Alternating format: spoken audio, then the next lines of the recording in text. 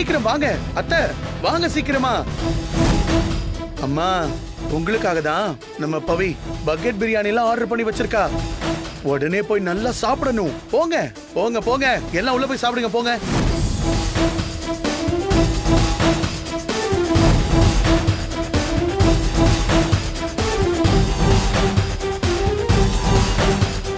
என்னடா நாம செஞ்ச வேலைக்கு நம்மள வச்சு செய்வான்னு பார்த்தா விருந்து வச்சு அசத்துறாளேன்னு குழப்பமா இருக்கா?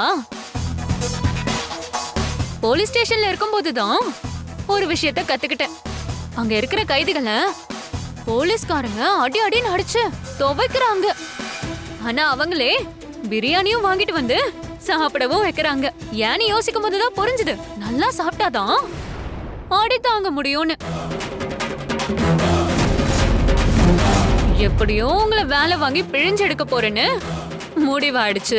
அந்த வேலையெல்லாம் செய்யணும்னா உடம்புல தெம்பு வேணும்ல.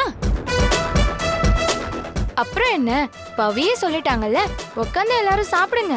ஏய், நீ ஒருத்தி சும்மா இருடி.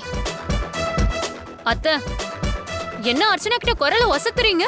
ஏமா, என் பொண்ணு கிட்ட நான் சத்தம் போடக்கூடாதா?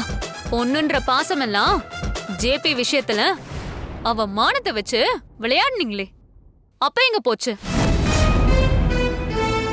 இனிமே எனக்கு என்ன மரியாதை கொடுக்கறீங்களோ அதே மரியாதை அர்ச்சனாவுக்கும் நந்துக்கும் கிடைக்கணும். புரிஞ்சுதா?